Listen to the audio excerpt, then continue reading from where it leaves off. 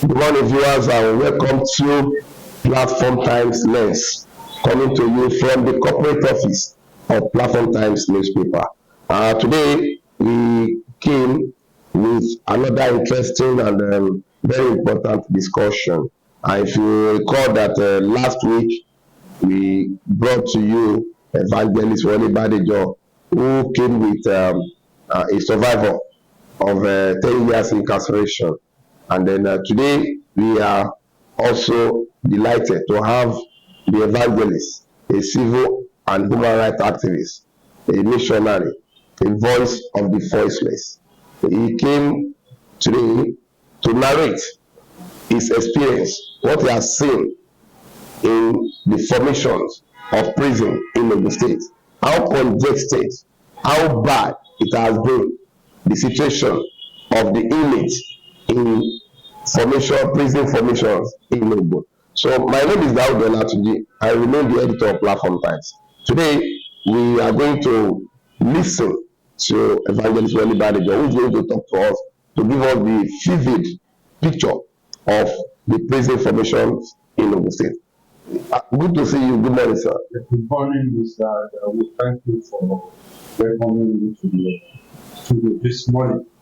And I want to commend you a lot because it's like you are also assisting me in my bid to make sure that normalcy is returned to the correctional centers as in the issue of the congestion. You understand me? Because the reason why I'm here today is not about just coming to you people and bringing it to the attention of the listeners and the viewers about the escalated rate of congestion in the state prison formation, because it is an issue I am so conversant with in recent times. And why I'm saying this is this, because I noticed couple of 3 years ago, when you talk of 2023 back or 2022, this will take to the finals. And what am I trying to say? It's all about the congestion in those various formations in local state prison services. Previously, it wasn't like this. You understand me? Maybe because the past administration, you understand me, were so proactive, effective in monitoring this scourge, you understand me, thereby rationalizing and addressing it. But when you look at it right from 3 years ago, 2022, 23, this thing started, the figures began to spike, increase at every leaps and bounds. So when I look at it, what would be responsible? Well, we know in Nigeria these days the high rate of crimes. You understand? So that would have resulted in the influx of new inmates into these prison formations. But when you look at it, I will want our audience and everyone just to know that most of these facilities we have on ground were facilities that were erected the facilities that were created in the past military regimes. You understand me? And these were facilities that were created to address the rate of crime in the society as a whole. You understand me? The influx of inmates that are coming. So I think then the government have embarked on what I call census.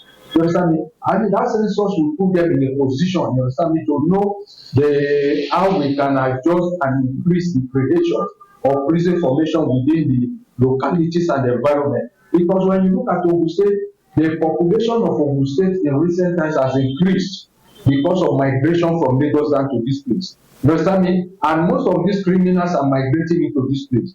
Now, why am I here to bear my mind on this issue is this? My recent visitation to most of these prison formations. Where, sir? Where?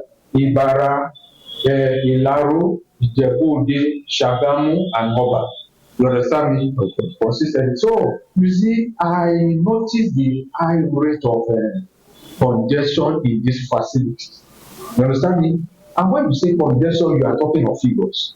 And what do I mean by figures is that when you visit most of these formations, at the entrance you see a blackboard. You understand me? That blackboard will tell you the numbers of names. It will tell you the numbers of females, and it will tell you the numbers of those who came newly in recent weeks, and it will tell you those who were released, and it will tell you the minimum capacity and the excess. You understand me? So when you subtract the minimum capacity from what you have on ground, you don't need anybody to tell you they are in excess. How bad has it been, sir? Like for example, like this Ibara one, they have the minimum capacity. I think they are entitled for patients. Then they are attached to. I remember sometime like 3-4 months ago, I was seeing 1,800. I was seeing 1,000. More than double. You get what I'm trying to say.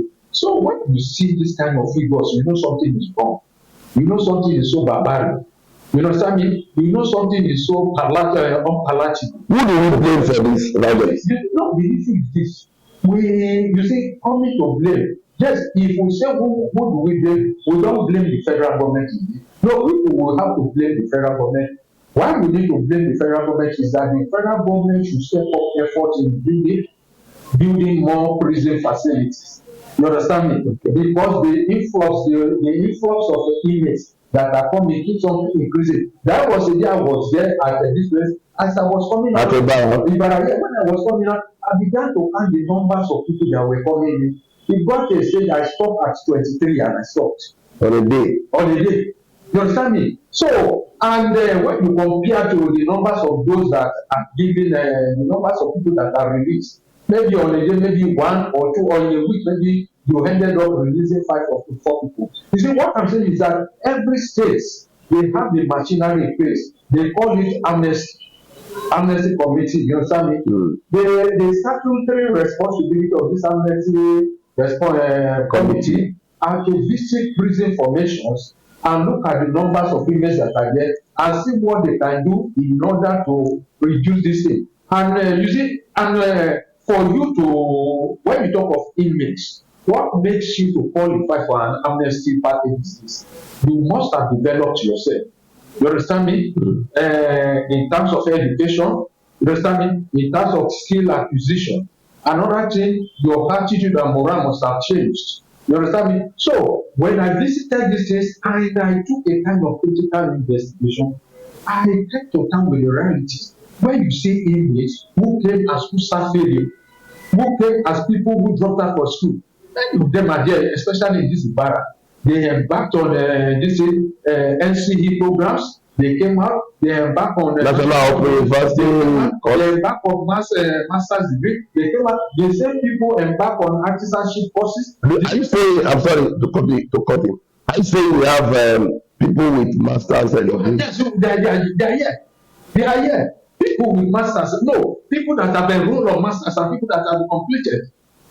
You have various numbers of them who have even completed their national university courses. Okay, but you have people with IC, you have people with artisans, you even have people manufacturing this at the left within the facilities here. You have them there. So that you have people who are training seminary courses, and you have people also in the Islamic education. People, and you have imams. How bad do you think these people, these skilled people, could be used by Nigeria? No, you say the essence is this.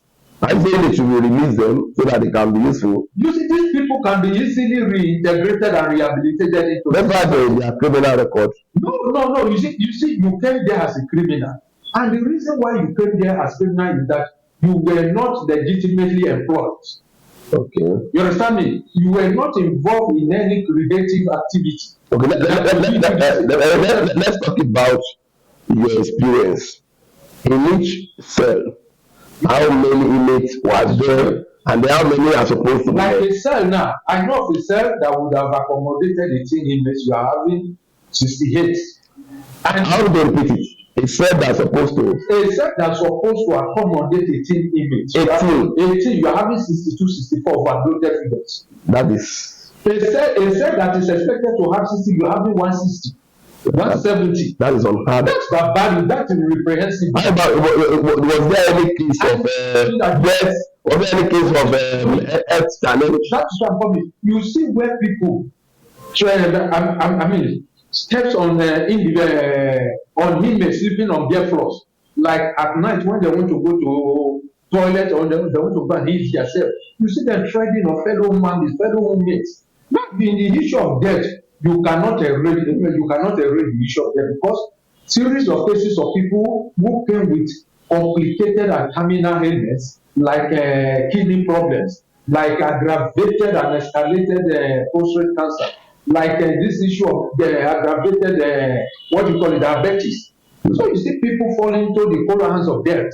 We have them. So, and you see women coming there as pregnant women giving birth to children. Really? Yes, there's nothing wrong for a pregnant woman to come to prison for this. I'm talking about giving birth there. They give birth there.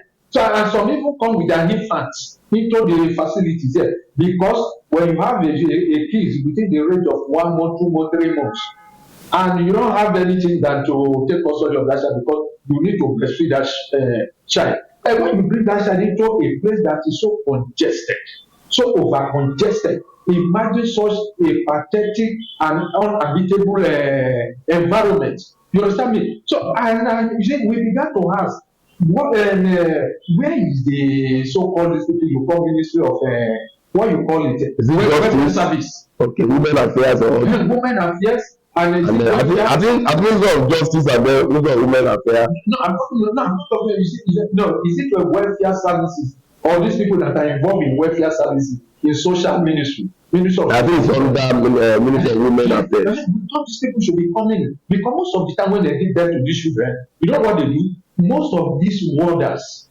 and the inmates and the likes of us are the people who often come to the succor of these people. Wow. We buy clothes, we buy cars for the woman, wow. We buy nappies and every other things in order to protect this baby from the vulnerable conditions. Wow. This way. What about the infants? You understand me? The mothers are breastfeeding their children on a malnourished food. Let's talk about what do you want the government to do? You see, what I want the government to do is that I think it is high time the government should be more sensitive to the plight of the inmates of Nigeria prisons. You understand me? Like the issue of the state governors. The state governors are serving with the responsibility of carrying out the congestion. You understand me? So I think this thing should be done periodically. I think the state government has been doing that. The state government has been doing that. It is a far cry from the reality of you mean you should increase the number? You increase the recently he ordered the list of about 40. My brother, when you talk of 40, not all these 40 went out. Among these 40, my brother, those that went out were not even up to 20. Because you have those who were condemned to death and they are this thing committed to life imprisonment. So you will have some of them. So not all of them believe. And when you talk of 40 something and you talk of 28 or 20 something living in Ogun State is a far cry. You are talking the scratch on the car. What I'm only trying to say is that periodically it should be reviewed. How periodically do you want it? Is it monthly? Is it quarterly? On a quarterly basis. Okay. Every 3 months? Yes. Yes. You say 3 months. Okay. And these people should be visiting. I'm talking of the amnesty committee. You see, they should not run in an armchair amnesty committee to be visiting this place and interact with these people, go through most of this board, so you know what is happening there, so that you can see what, because it is highly volatile. Because when you have jailbreak at this time, you know, precarious situation, you know, it will compound the insecurity situation we have on ground. You understand me? And everybody will keep on blaming the president. The president cannot be in a state to decongest. It is the responsibility of the governor, and the amnesty committee should be proactive and not only proactive, should be effective. So that is what I'm trying to say. Okay, your part in short. I want you to be specific. How do you want this problem to be tackled? The way I want this problem to be tackled is this. Thank you very much for that wonderful question. The only way I want this problem to be tackled is this: that the Ministry of Justice in Ogun State, you understand me? The Ministry of Justice and the Amnesty Committee, you understand me? And the governors and also the State House of Assembly should play an oversight function in all this thing. These people should visit this place regularly, so that they can get themselves familiar with what is on ground. Okay. You understand me? So that is what I want to say. Oh, thank you so much. You have been talking to who, sir? Evangelist Wole Badijo, the voice of the masses, a civil rights activist. Thank you so much. That has been the voice of the human rights activist, Evangelist Wole Badijo. I think you have all listened to him, and then to the authority concerned, we want to plead passionately that please, let's do something to it. It's still where 18 people are supposed to be in a room and then now have 68. That is unheard of. So let us, whoever has the ear of the governor and other authorities, should please take this message to them so that they can do something to it. I remain your brother. I know your anchor person, Daoud Olatobi. Thank you for listening to us and for viewing us. You can also help us by subscribing to our channel and then like it, make comment on it. Goodbye, and we meet next time. Thank you.